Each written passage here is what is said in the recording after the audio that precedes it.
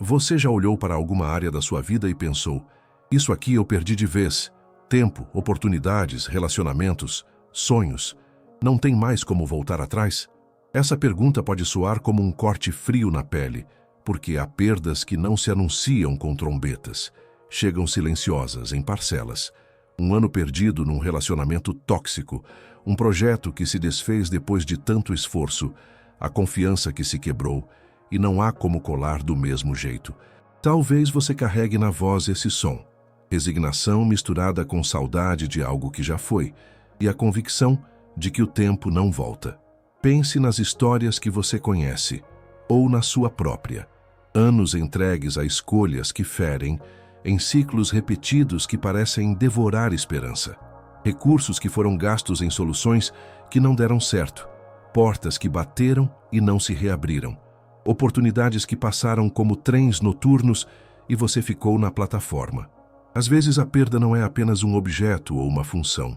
É aquele espaço íntimo, onde antes havia fé e propósito, e hoje há uma sensação de vazio, como se alguém tivesse devorado a colheita e deixado apenas terra queimada. Há também o tempo longe de Deus, noites de silêncio, dias em que a oração pareceu inútil, e quando olhamos para trás, sentimos que algo essencial foi perdido. E aí vem a outra dor, a sensação de irreversibilidade. Você pode até crer que Deus perdoa, pode ter certeza do perdão em palavras e doutrina, mas lá no fundo surge a pergunta que não se cala: perdão eu posso ter, mas e o que eu perdi? E os anos? As chances? O que foi destruído? Esse questionamento é legítimo. Não é falta de fé questionar a justiça da restauração diante de perdas profundas. É humano sentir que o passado é um livro queimado, que as páginas foram levadas pelo vento e nada pode colar de volta. Agora permita-se ouvir outra palavra, uma reframing suave, mas radical. Existe um Deus que não apenas perdoa, mas restaura.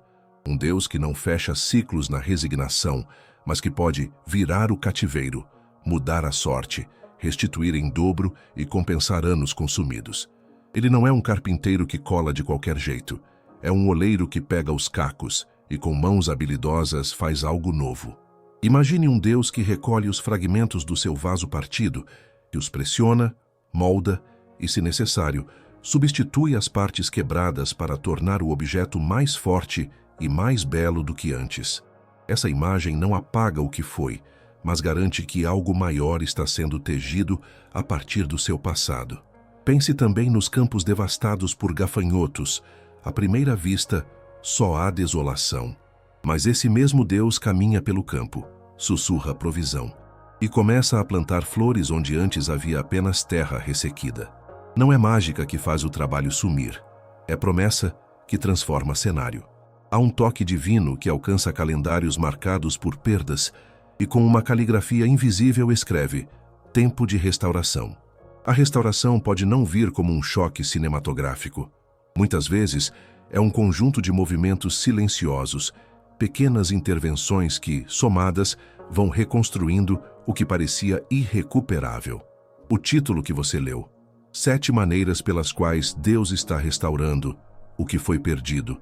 Ação invisível. É em si um convite para reconhecer o que Deus já está fazendo, agora, de formas muitas vezes silenciosas. O foco aqui não é prometer fórmulas rápidas.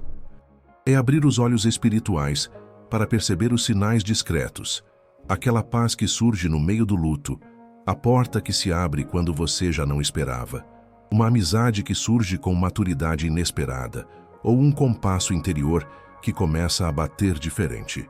Estas são as ações invisíveis de um Deus restaurador. Neste vídeo, neste momento de encontro, meu compromisso é apontar 7 maneiras pelas quais Deus costuma restaurar o que foi perdido, algumas bem visíveis, outras quase imperceptíveis, para que você possa reconhecer que a restauração talvez já tenha começado, mesmo que você ainda não tenha notado. Não se trata de apagar a história, trata-se de reescrevê-la com graça, propósito e sentido. Antes de continuar, quero te convidar a fazer algo concreto. Escreva agora nos comentários a frase: Deus restaura tudo, e a cidade de onde você está assistindo. Esse pequeno gesto é mais do que um clique. É uma declaração de fé. É como dizer: Senhor, eu creio que nada está totalmente perdido nas tuas mãos. Quando você digita essas palavras, não está sozinho. Há uma comunidade inteira que, em outras cidades e sotaques, carrega dores semelhantes. Comentar torna-se um ato profético e de unidade. Um coro que declara: nós cremos no Deus que restaura. Se já escreveu, respira fundo. Puxe o ar pela manhã do seu peito com intenção. Segure por um segundo e solte devagar. Depois disso, segure a promessa que vou dizer. A primeira maneira como Deus começa a restaurar o que se perdeu nem sempre é refazendo o cenário.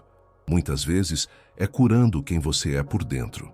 Quando a palavra fala de restauração, ela não está se limitando a uma promessa superficial de recuperar o que se perdeu, como se fosse apenas um cheque devolvido ou um objeto reaparecido. As Escrituras nos mostram um Deus que entra nas ruínas não apenas para recolher os fragmentos, mas para refazer o terreno, curar a raiz da tragédia e, muitas vezes, para transformar o que foi perdido em algo novo e mais glorioso. Pense em Jó. Depois de longos capítulos de dor, Deus virou o cativeiro dele, restaurou-lhe em dobro, deu-lhe filhos e uma vida renovada. Não foi apenas uma reposição mecânica, foi uma reviravolta que passou pelo íntimo, pela visão de si mesmo e pelo relacionamento com Deus. E pense também em Joel, que diz com palavras que tremem de esperança: restituir-vos-ei os anos que foram consumidos pelo gafanhoto. Não é apenas prometer bens, é prometer um tempo reescrito por Deus. No Salmo 126, quando o Senhor restaura a sorte de Sião, os que testemunham ficam como quem sonha, porque a restauração divina tem esse caráter surpreendente, quase onírico, que nos tira do lugar do ceticismo e nos coloca diante da bondade de Deus. Biblicamente, restauração é uma obra multidimensional. Ela toca o exterior, sim.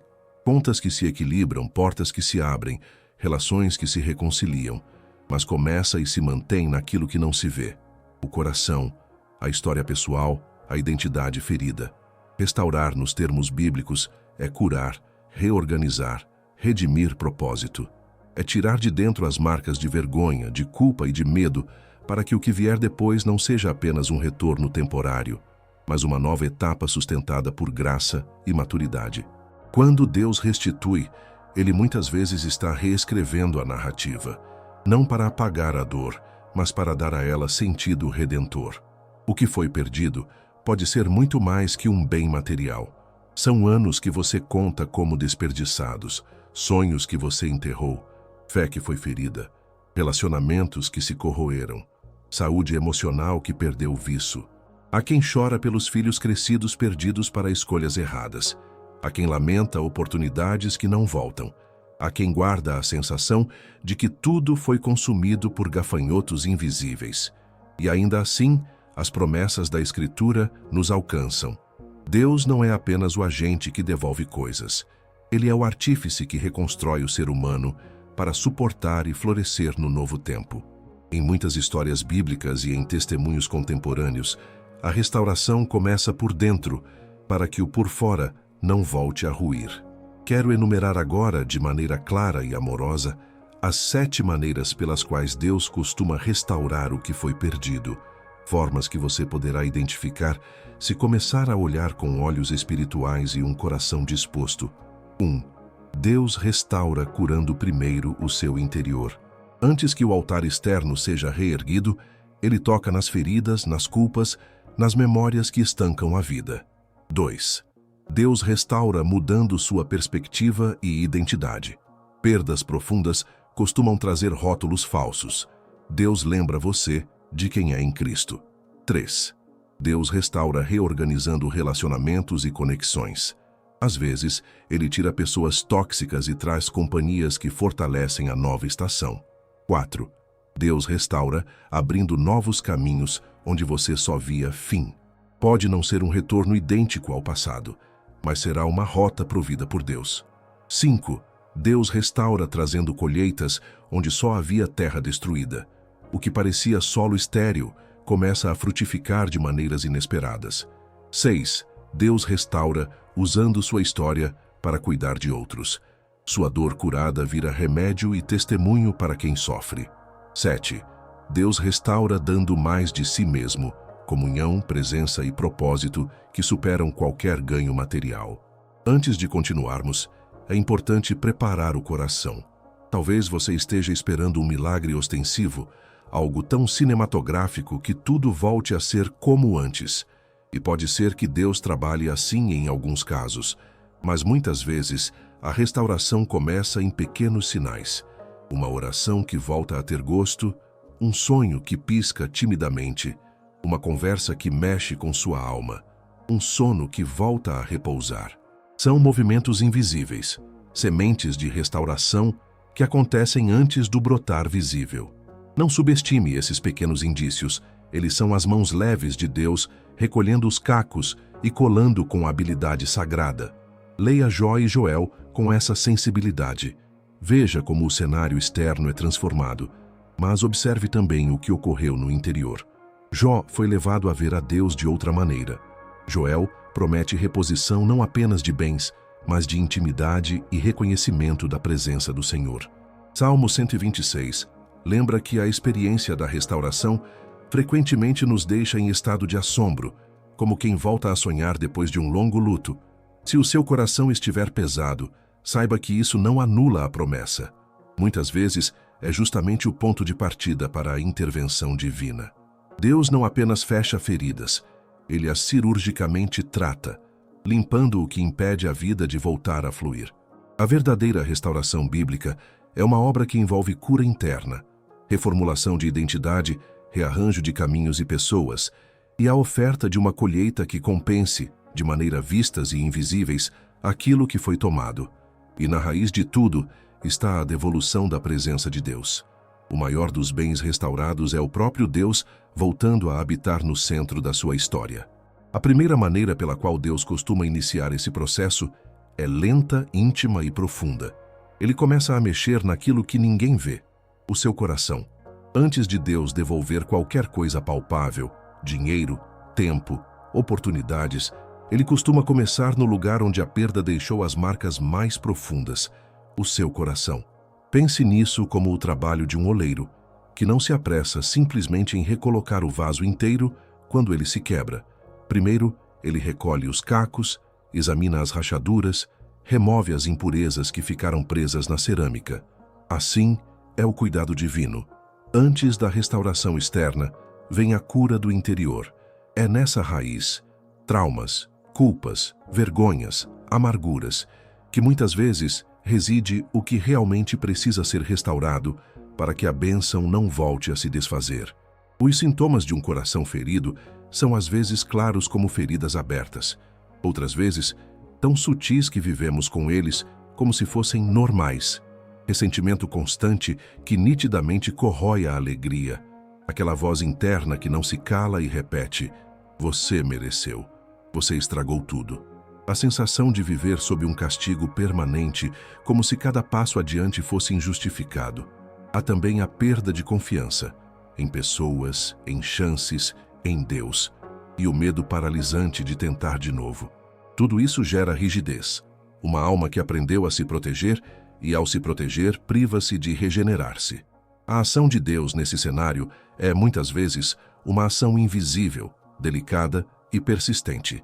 Ele não entra como um cirurgião bruto, mas como aquele que sonda o coração com amor e paciência. Primeiro, ele nos confronta com verdades libertadoras, palavras vindas da Escritura, uma conversa que toca o ponto certo, um hino que subitamente abre portas que você julgava seladas. Às vezes é uma lembrança suave de quem você realmente é, filho amado, perdoado, reconciliado, que desarma as acusações interiores. Outras vezes é um processo mais dolorido, trazer à tona lembranças, fazer-nos confessar o que escondemos, chamar-nos ao perdão, tanto para dar como para receber. Confissão e perdão são instrumentos que Deus usa para limpar o terreno da alma. Quando alguém confessa, não é para ser humilhado, mas para ser libertado. Quando perdoa, rompe os nós que lhe prendiam à amargura. E mais, o Senhor nos leva a praticar o perdão que muitas vezes parecia impossível. Você se recorda de quando Jó, ao fim de sua provação, deixa de lado a autojustificação e ora pelos seus amigos. Antes que a restituição material viesse, houve uma transformação interna. Ele teve uma nova visão de Deus, saiu do círculo vicioso da culpa e despiu-se da necessidade de provar algo para os outros. Esse movimento interior foi a base para que o Senhor pudesse virar o cativeiro e restaurar em dobro. A cura interna prepara o terreno para a bênção externa. Muitas vezes, o primeiro sinal visível dessa cura é um choro que vem sem culpa, ou uma oração que sai despida de defesas. Pode aparecer como o desejo de pedir perdão a quem você magoou, ou a coragem de aceitar o pedido de perdão que você sempre esperou. Pode ser também uma pequena mudança nas reações do dia a dia. Em vez de reagir com raiva, você respira. Em vez de fugir, você permanece pronto para ouvir. São gestos simples, quase invisíveis, mas que mostram que Deus já está podando as raízes da amargura. É fundamental entender que essa cura não é apenas psicologia positiva, nem um mero conserto temporal. É ação espiritual. Deus age por meio do Espírito Santo para trazer à luz pensamentos e lembranças que precisam ser tratados, para trocar sua identidade de vítima pela identidade de filho, para reescrever a narrativa que você vinha contando sobre si mesmo. Quando ele toca as memórias, não é para enfraquecê-las, mas para ressignificá-las. Aquilo que foi sofrimento pode se tornar fonte de compaixão. A culpa, trampolim para a humildade. A ferida, um ponto de cura que capacita o agir pastoral em favor de outros. Há também instrumentos concretos que o Senhor usa nesse processo. Pessoas cheias de graça que oferecem uma palavra no momento preciso. Textos bíblicos que caem como bálsamo. Músicas que reavivam esperança. Um líder ou amigo que, com discernimento, aponta uma verdade que você precisava ouvir. Esses toques costumam ser discretos. Uma mensagem que aparece no feed no dia certo, uma canção que toca na rádio quando você menos espera. Mas seu impacto é profundo, porque batem exatamente onde a dor aprisionava você. Se você tem experimentado esses movimentos, lembranças que deixam de ferir, vontade de perdoar, uma paz que surge no meio da tempestade, saiba que isso não é apenas uma melhora emocional. É sinal de que Deus está começando a restaurar o que se perdeu pela raiz. E essa cura interna é preventiva. Ela evita que, quando as bênçãos externas chegarem, você as receba com o coração endurecido e acabe perdendo tudo de novo. Portanto, se hoje o Senhor tem trazido lágrimas, confissões, encontros que doem e libertam, receba esses sinais como parte da boa obra que Ele iniciou. Não os descarte como retrocesso. Eles são a escavação necessária para que a semente da restauração possa ser plantada com firmeza. Quando Deus está tratando memórias, ressentimentos e culpas, Ele está preparando o terreno da sua vida para uma colheita que durará, não um remendo temporário, mas um novo começo com raízes profundas. Depois que o coração começa a ser restaurado, a próxima estação desse caminho costuma ser a mudança de identidade e a reorganização das relações ao redor de quem você é. É quando o Senhor não apenas cura por dentro, mas começa a moldar por fora o solo onde a nova vida vai crescer. Depois de tocar no coração, Deus começa a trabalhar na forma como você se vê e na rede de pessoas que caminha ao seu lado. Não é raro que, depois de uma perda, a primeira vítima seja a identidade. Anos de fracassos, julgamentos e cicatrizes nos falam mentiras, até que acreditamos que nunca mais seremos inteiros. É aqui que entra a segunda maneira pela qual Deus restaura. Ele muda sua identidade e sua perspectiva, não com palavras vazias, mas com gestos suaves e persistentes que reesculpem sua autoimagem. Imagine alguém que viveu anos ouvindo que era tarde demais, um erro ambulante, sem talento. Essas palavras começam a moldar a postura, o olhar e até a respiração. A pessoa se curva ao peso dos rótulos e acaba evitando novos passos, convencida de que não vale a pena tentar. Quando Deus quer restaurar, Ele primeiro desmonta essas etiquetas. Ele não faz isso num grito público, faz na intimidade. Pode ser uma mensagem que chega numa manhã de desânimo, uma passagem da Bíblia que explode como luz na escuridão, um encontro casual com alguém que olha nos seus olhos e diz: Vejo em você algo que Deus ama. Essas pequenas incursões são, na verdade, choque térmico espiritual. Dissolvem a crosta de vergonha e aquecem a alma até que a nova verdade penetre. A ação de Deus sobre sua identidade tem faces práticas. Você começa a se ouvir falar diferente. Frases como "eu não dou conta" cedem lugar a "com Deus eu posso aprender de novo". "Estou acabado" troca por "sou obra em andamento". É uma restauração de vocabulário, porque o que você repete forma o que você vive. Há também um reposicionamento de memória. O Senhor permite que você relembre não só os fracassos, mas também as sementes plantadas em tempos de fidelidade. Gestos pequenos que por anos pareceram inúteis, mas agora revelam raiz e valor. Joel 2 nos lembra que os anos consumidos podem ser recompostos. Essa promessa atua primeiro como lente. O passado é reavaliado sob a perspectiva da graça, não do veredito final. Um exemplo concreto. Maria viveu um divórcio que a fez acreditar que não seria mais amada. Durante muito tempo evitou relacionamentos, oportunidades e até o próprio ministério. Aos poucos, pequenos sinais começaram a aparecer. Um livro que leu no tempo certo, uma amiga que a convidou para servir em uma creche, momentos de oração em que sentiu uma presença acolhedora. Aos poucos, a identidade que dizia "estou quebrada" foi substituída por "sou filha, curada e empoderada para ajudar outros". A restauração da identidade a libertou de antigos limites e lhe trouxe coragem para reinvestir na vida. Enquanto Deus reconstrói sua identidade, Ele também começa a reorganizar seus relacionamentos. E aí, entramos na terceira maneira da restauração. Relacionamentos são como jardins. Precisam de poda, solo fértil e às vezes de transplante. Algumas plantas, por mais que tenham sido companheiras por anos, acabam consumindo a seiva da sua vida. Outras chegam no tempo certo para oferecer sombra e fruto. Deus atua como jardineiro. Ele pode permitir que certas amizades se sequem, não por malícia, mas para preservar a sua saúde. Pode abrir portas para novas conexões que tragam cura, conselho maduro e encorajamento. Esse rearranjo nem sempre é confortável. Perder pessoas é doloroso, especialmente quando eram parte da história que você acreditava que o faria completo. Mas a dor do corte pode ser o prenúncio da chegada de quem caminha com responsabilidade. Pense em Jó. Seus amigos, que inicialmente vieram para consolar, acabaram sendo instrumentos de acusações e juízo. O processo de restauração incluiu reconhecer o erro, pedir perdão e, em alguns casos, permitir que novas formas de apoio surgissem. Às vezes, a restauração passa por reconciliação. Outras vezes, por separação sábia. Ambos fazem parte do mesmo mover divino, porque Deus quer um ambiente de cura e maturidade ao redor de quem Ele restaura. Como se percebe essa reorganização na prática?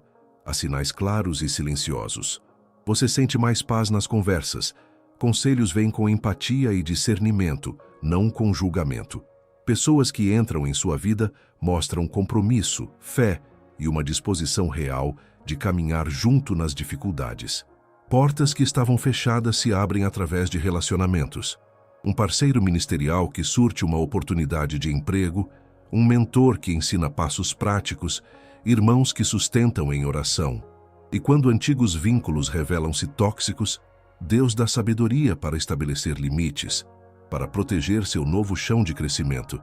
É importante também destacar que essa reorganização não é algo que você precisa forçar. Deus nos convida a cooperar, discernir, orar por clareza, falar com honestidade e, quando necessário, declarar limites com amor. Nem toda pessoa que se afasta é enviada pelo inimigo. Às vezes, o tempo e a distância são instrumentos da restauração. A chave é permanecer atento aos frutos. A paz, edificação e reverência a Deus nas relações que permanecem? Se sim, são sinais de poda divina que sustentam a nova estação. Quando Deus muda sua identidade e reorganiza seus relacionamentos, Ele está trocando o chão sob seus pés. Não se trata de peças diferentes no mesmo tabuleiro. É o início de um tabuleiro novo, com regras que favorecem crescimento em vez de repetição de dor. Você sai do ciclo de sempre o mesmo e começa a caminhar em histórias novas, sustentadas por quem Deus trouxe para andar com você.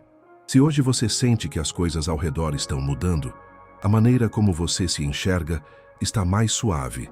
As vozes internas de culpa perdem força e as pessoas ao seu redor começam a refletir paz e apoio. Não descarte isso como coincidência.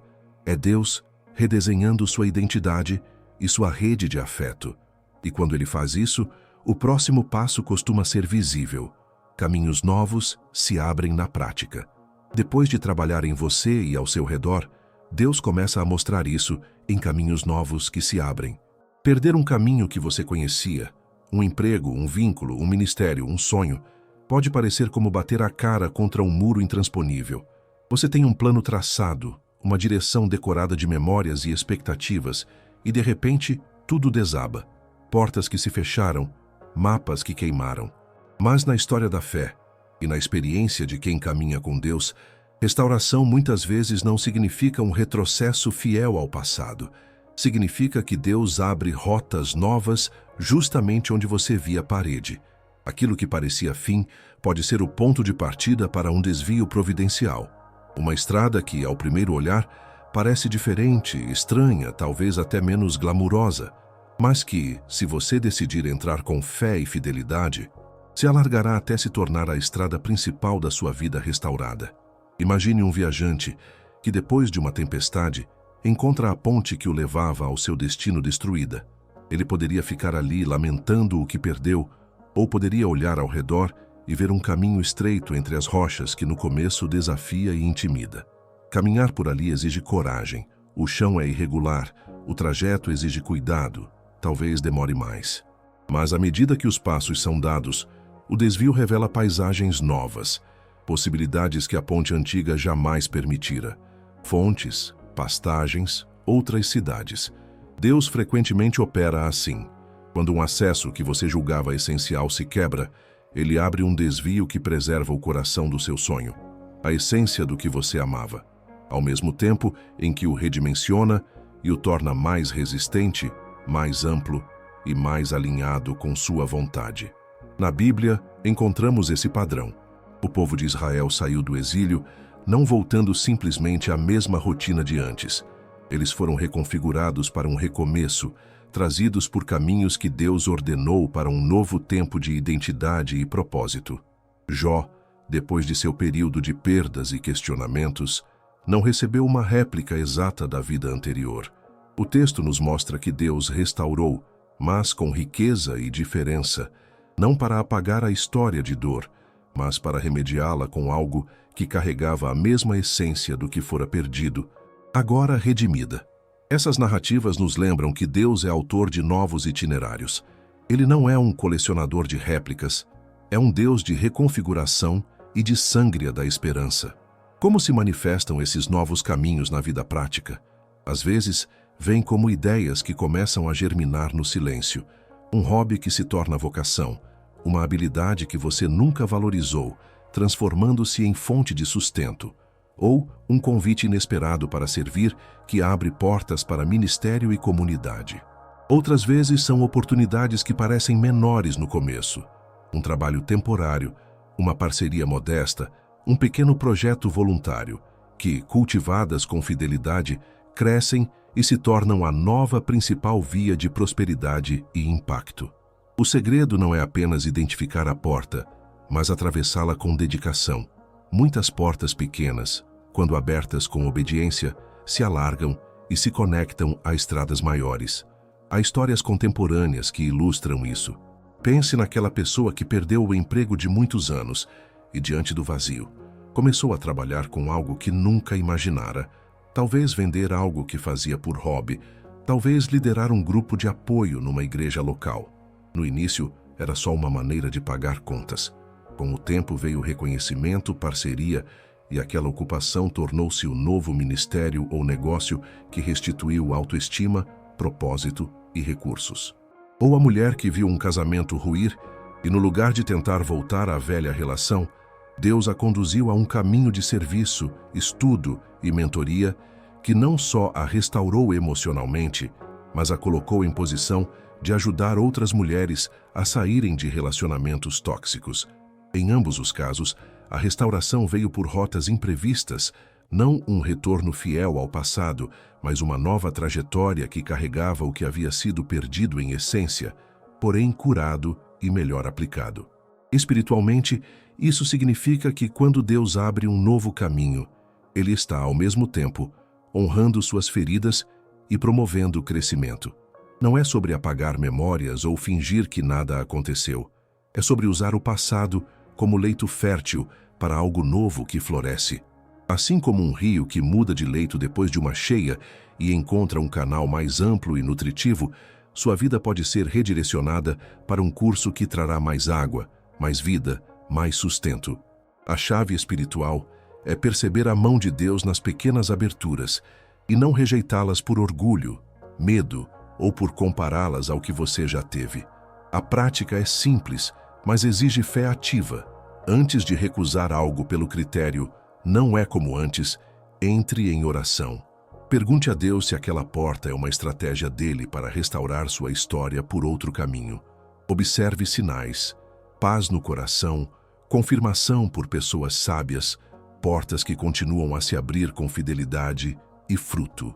Lembre-se de que fidelidade nas pequenas oportunidades é a escola de onde saem as grandes restituições. Não despreze o convite modesto. Ele pode ser o primeiro degrau de uma escada que Deus está levantando para você. Também é preciso coragem para soltar. Aceitar novos caminhos implica abrir mão da ansiedade de ter exatamente igual ao passado. Às vezes, seguramos expectativas que se tornam grilhões. Deus pede confiança para perceber que o novo pode conter o melhor do antigo, só que melhor alinhado ao futuro que ele vislumbra para você. Confiança é o combustível que transforma desvio em destino, e esperança é a bússola que permite enxergar além da parede derrubada. Talvez você ainda não veja a estrada claramente, talvez só enxergue um corredor estreito e escuro. Mesmo assim, permita-se dar um passo. A cada passo breve, o percurso se amplia. A cada ato de obediência humilde, a rota fica mais clara e mais abençoada. E quando você perceber que o novo carrega o tom do que foi perdido, cura, propósito, sentido, saiba que isso é restauração. Não necessariamente uma ressurreição do antigo em cópia idêntica, mas sim a recriação do que você amava, agora moldado pela graça e pela sabedoria de Deus. Talvez Deus não volte ao ponto exato que você quer, mas Ele pode te levar a um lugar melhor do que aquele que você achava que era o único. Se portas diferentes estão se abrindo na sua vida, profissionais, relacionais, ministeriais ou espirituais, não a julgue rapidamente. Ore, peça discernimento, experimente com fé e permaneça fiel nos passos pequenos. A restauração muitas vezes acontece por uma rota inesperada. Permita que Deus seja o guia do seu mapa renovado. E quando você começa a caminhar nesses novos caminhos, um outro sinal aparece. Campos que antes estavam destruídos começam pouco a pouco a dar colheita. Há uma imagem bíblica que corta o coração. Campos inteiros devastados por gafanhotos, eiras vazias, lagares sem uva. Joel fala da promessa de Deus, de restaurar os anos que foram consumidos, não apenas de parar a destruição, mas de encher de novo o que foi esvaziado. Essa é a essência da quinta maneira pela qual Deus restaura o que foi perdido. Ele transforma a terra destruída em campo de colheita. E quando falo de terra destruída, digo das áreas da sua vida onde você contabilizava só prejuízo, finanças quebradas, ministérios que murcharam, sonhos que pareciam enterrados, relacionamentos que não mais davam fruto. Quando Deus começa a operar nesse nível, você percebe uma mudança sutil e depois crescente. Pequenas sementes, antes lançadas em lágrimas, começam a brotar. Às vezes, a primeira manifestação é uma porta de trabalho que se abre quando você já havia perdido a esperança. Às vezes, é uma provisão inesperada que aparece no meio de uma conta que parecia impossível de pagar. Outras vezes, é uma reparadora reconciliação que traz frutos de confiança que você não via há anos. Essas colheitas inesperadas não são meros acasos. São sinais de que aquele que promete restaurar está trabalhando para repor o que foi tomado. Imagine um agricultor que, após uma praga, encontra o solo acinzentado e pensa que não vale gastar energia plantando ali. Mas o agricultor sábio conhece os ciclos, conhece a chuva e sabe que o mesmo solo, bem tratado, pode dar mais do que antes. Deus age assim. Ele não apenas repõe do mesmo modo, ele transforma a terra, melhora o terreno, acrescenta nutrientes invisíveis, circunstâncias, conexões, provisões e favor, para que a próxima safra seja real e significativa. Às vezes, a restauração vem rápida, como uma chuva que enche repentinamente uma eira seca. Outras vezes, é lenta e contínua, um clima de pequenos sinais que, somados, trazem fartura. Tenho visto em testemunhos reais pessoas que viveram anos de perda e, ao se voltar a Deus de coração sincero, experimentaram um tempo comprimido de colheita. Negócios que estavam parados começam a vender, projetos que pareciam falidos recebem clientes inesperados, funcionários chegam com ideias que revitalizam ministérios. Não é mágica. Frequentemente, existe fidelidade prévia, orações, sementes dadas, trabalhos feitos em obscuridade, que Deus agora recompensa. O que parecia impossível de recuperar começa a voltar multiplicado, às vezes em formas melhores do que o original, porque a restauração divina frequentemente vem com sabedoria e maturidade adquiridas no processo doloroso. Do ponto de vista espiritual, essa transformação revela um Deus que não se limita a devolver, segundo nossos termos, mas que recompõe a história com sentido redentor. Onde houve desperdício, ele traz produtividade. Onde houve colapso, ele traz estrutura. Onde houve esgotamento, ele derrama provisão. E mais, essa colheita costuma surgir como fruto de uma nova atitude, gratidão que substitui amargura, generosidade que substitui medo, perseverança que substitui desistência. Em outras palavras, a terra no exterior responde ao cultivo que começou dentro do seu coração. Por isso, as curas internas e as mudanças de identidade que vimos nas lições anteriores são preparatórias. Sem elas, as colheitas seriam superficiais e temporárias. Como reconhecer que Deus está transformando seu campo? Preste atenção a sinais práticos, pequenas vitórias constantes, vez após vez, portas que se abrem em sequência, pessoas tocadas que se tornam parceiros, recursos que aparecem de modos inesperados. Não menospreze as colheitas pequenas. Um pagamento extra, uma oportunidade de trabalho temporária, um relacionamento reconstituído que resulta em paz. Tudo isso é semente de algo maior. Celebre cada broto. A gratidão abre espaço para mais provisão, porque ela é reconhecimento de que o dono da colheita é Deus. Ao mesmo tempo, há uma sabedoria prática que acompanha essa promessa. Cuide do solo. Isso significa administrar bem o que chega, ser fiel nas pequenas coisas, investir tempo em relacionamentos que agora frutificam, oferecer o primeiro fruto de volta a Deus em generosidade e serviço. Restauração não é convite à imprudência, é chamada a boa mordomia. Se Deus começa a rechear seus lagares, que sua resposta seja gratidão, planejamento e bênção para outros. Assim você se torna não só beneficiário, mas canal da restauração para sua família, sua comunidade e seu círculo de influência. É importante também libertar-se da expectativa de que tudo voltará exatamente como era. Deus muitas vezes dá algo melhor, um campo regenerado com diversidade, resistência e propósito renovado. A restauração pode vir na forma de oportunidades que honram a sua experiência passada, agora temperada por discernimento e maturidade. Confie mais no reduzido "Deus sabe o que faz" do que no insistente "eu queria de volta o que perdi". A restauração divina é criativa. Ela não replica o passado quebrado, ela o redime. Se você tem andado por terras áridas, permita-se olhar para os sinais. Houve recentemente uma oferta que entrou quando menos esperava? Um contato que apresentou uma oportunidade? Um projeto antigo que recebeu novos olhos e começou a gerar respostas? Esses são indicadores de uma colheita se formando. Responda com fé, administrando com sabedoria e ofertando com gratidão. E se ainda não vê nada, persista na semeadura. Oração, serviço, reconciliação e fidelidade são o preparo que antecede a multiplicação. Quando então a terra começará a florescer? Não há fórmula, mas há promessa. O Deus que prometeu restaurar os anos consumidos é fiel. À medida que você coopera com arrependimento, nova visão e fidelidade, Ele pode surpreender com uma safra que compensa mais do que os anos de perda.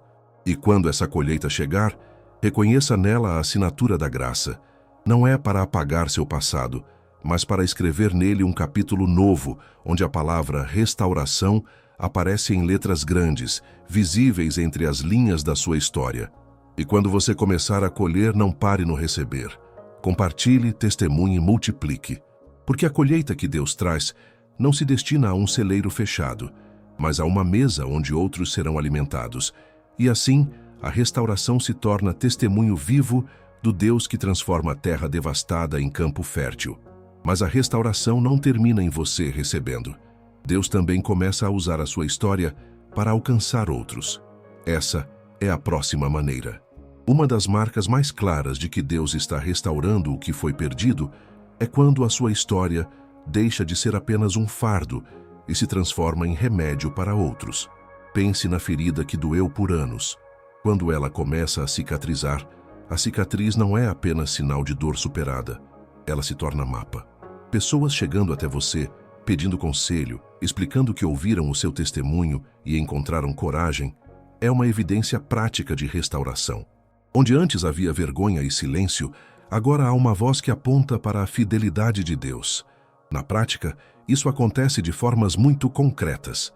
Alguém que viveu um divórcio doloroso e depois de anos de choro encontra perdão e paz, passa a ser procurado por amigos que enfrentam a mesma situação.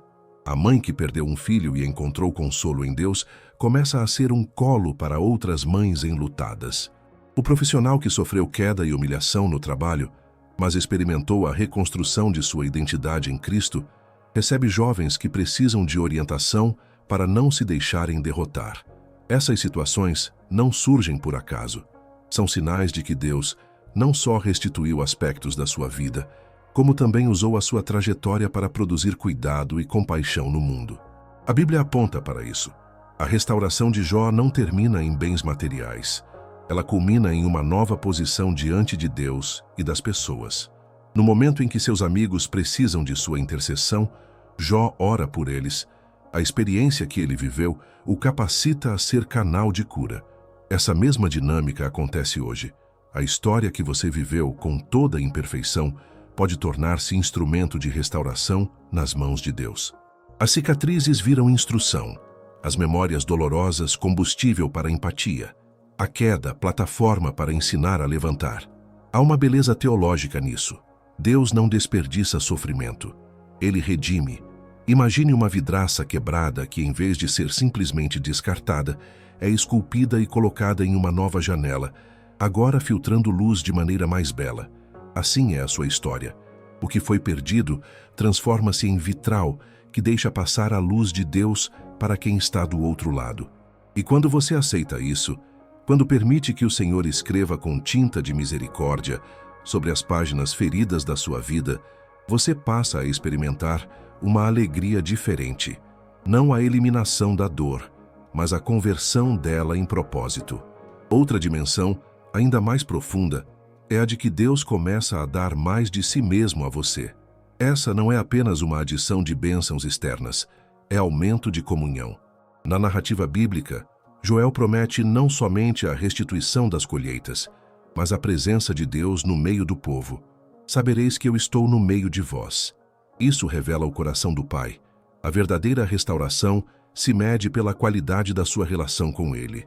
Quando a restauração atinge o ápice, o que você mais ganhou não foi um dobro de bens, mas uma percepção maior de Deus, uma intimidade que antes parecia distante ou perdida. Como isso se manifesta no dia a dia? A oração deixa de ser um ritual automático e passa a ser diálogo real.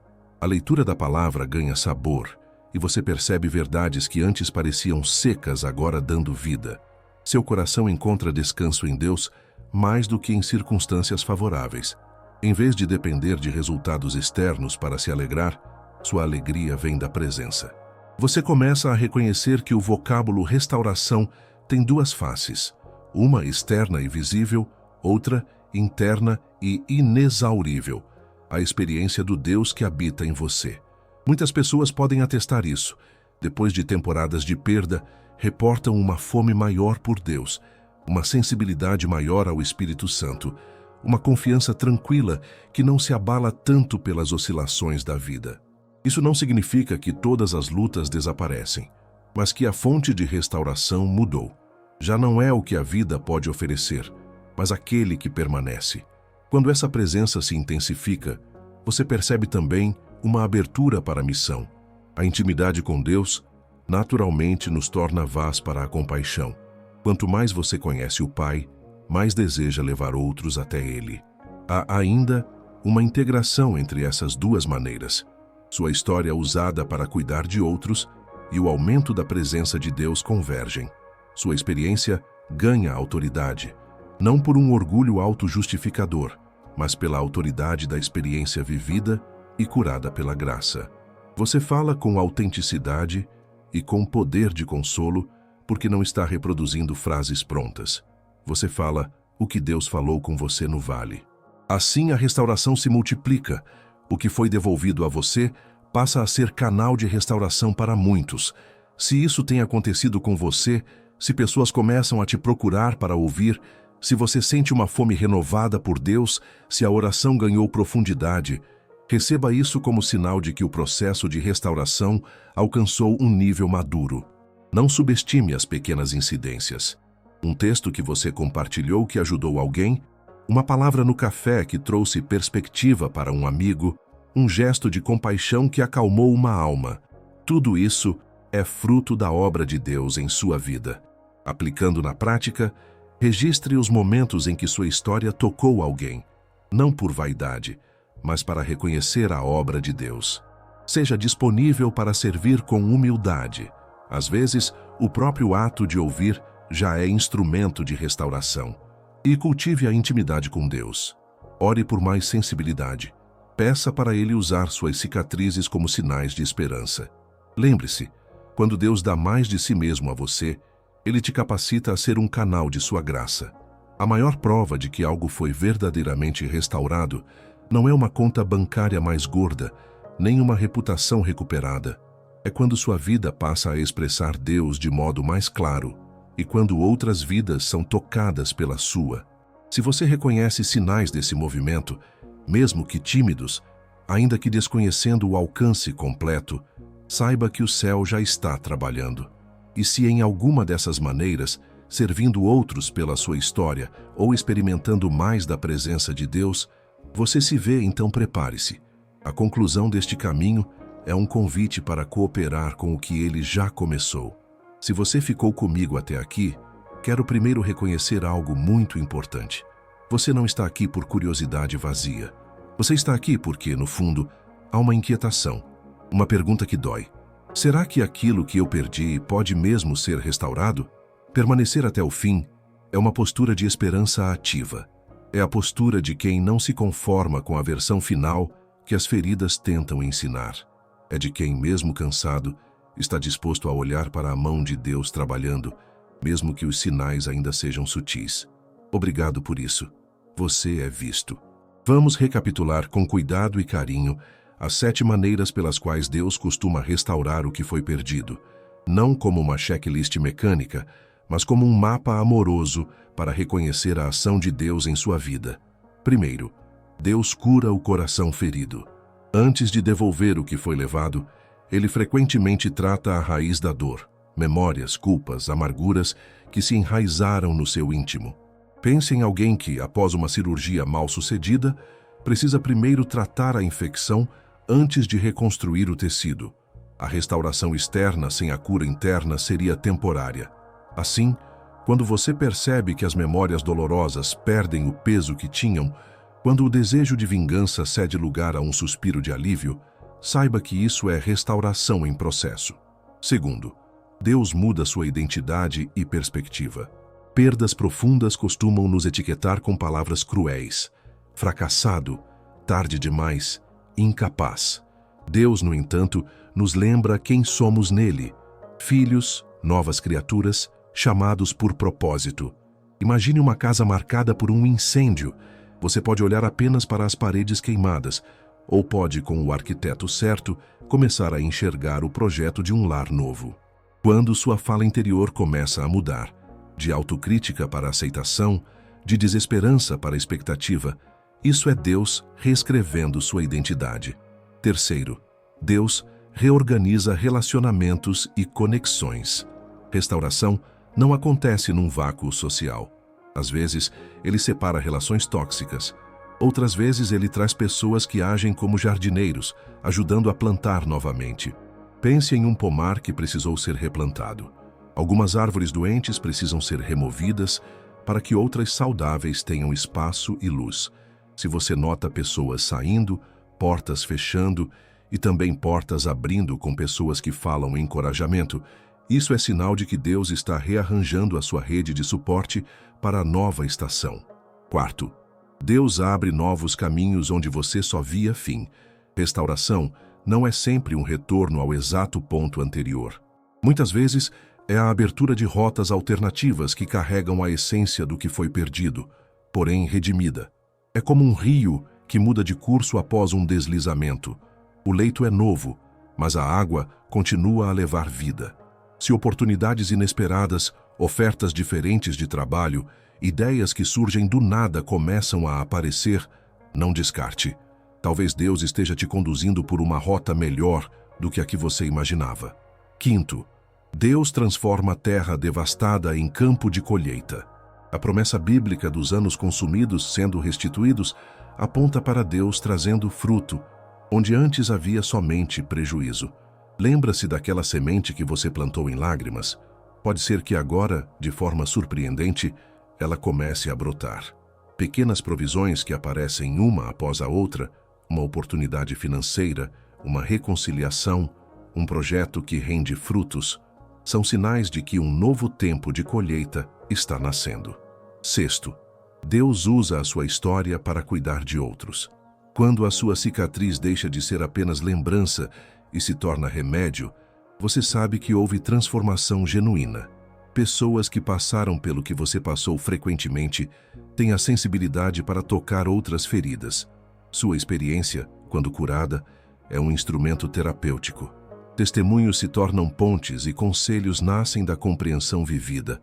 Quando alguém busca você porque sua vida fala a verdade, há sinal claro de que Deus restaurou algo além do seu interesse pessoal.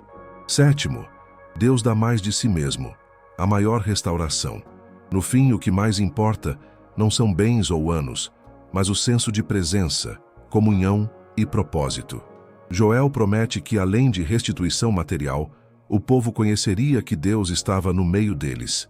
Quando você sente mais fome de Deus do que de resultados, quando a oração tem consistência nova e a paz torna-se base mais do que circunstância, essa intimidade acrescida é a plenitude da restauração. Essas 7 maneiras não funcionam como engrenagens isoladas. Elas se interpenetram. A cura do coração alimenta a redescoberta da identidade. A reorganização de relacionamentos sustenta novas rotas que, por sua vez, tornam possível uma colheita inesperada. A sua história curada vira ferramenta nas mãos de Deus para tocar outros, ao passo que a presença de Deus transforma toda a narrativa em propósito. Agora, um convite prático e pessoal. Quero que você escolha uma área específica da sua vida. Pode ser um relacionamento que você acha perdido, anos de carreira que deram errado, fé ferida, uma saúde emocional abaladas ou qualquer outra coisa que ainda dói. Faça este ato concreto comigo. Feche os olhos por um instante e diga com sinceridade este pequeno clamor: Senhor, abre meus olhos para ver as maneiras pelas quais Tu já estás restaurando isto. Dá-me coragem para cooperar com o Teu processo.